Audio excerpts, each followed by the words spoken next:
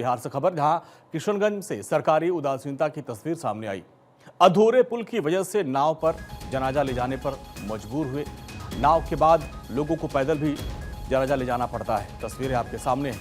ठाकुरगंज इलाके में बुनियादी सुविधाओं की बेहद कमी है। सड़क, बिजली, पानी जैसी सहूलत के लिए लोग तरस रहे हैं। तस्वीरें आप देखिए, एक जनाजा ले जाने के लिए नाव का सहारा लेना पड़ रहा है और सबसे बड़ी परेशानी अंतिम संस्कार के समय होती है। गांव का कब्रिस्तान नदी के पार है और शव को नाव से नदी पार करना पड़ता है। फिर रेत के टीलों पर लगभग 1 किलोमीटर पैदल चलकर जनाजा लेके जाना पड़ता है और बारिश में नदी की तेज धारा में ये सफर बहुत मुश्किल हो जाता है और कभी भी किसी बड़े हादसे को निमंत्रण दे सकता है।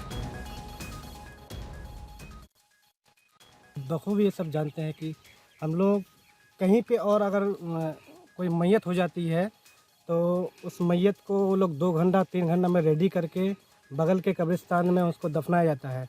तो वो लोग जल्दी में वो काम निपटा करके बगल के कब्रिस्तान में दफना देते हैं। लेकिन हम लोग नदी के वजह से, ख़ास तौर पर कि नदी की वजह से इस पार से उस पार जाने में इतनी दिक्कत है, परेशानियों का सामना करना पड़ रहा है। बीच में नदी है, नदी में अभी फ़िलहाल पानी कम है, तो बरसात भी नहीं हुई है।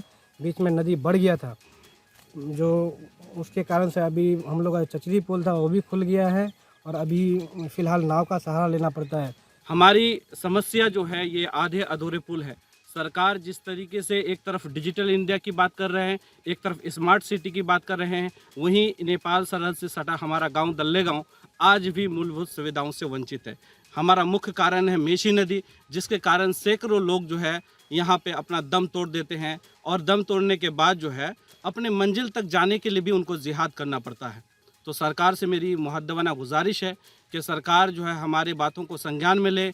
कम से कम मरते हुए जीते हुए लोगों को तो सुविधा नहीं मिल पा रहा है, कम से कम जो इस दुनिया से जा रहे हैं उनको जो है सही से दफना सके, उसके लिए सरकार व्यवस्था करे और जो आधे अधूरे पुल है उसको पूरा करे। सरकार से हम यही मांग करते हैं, यही उम्मीद करते हैं।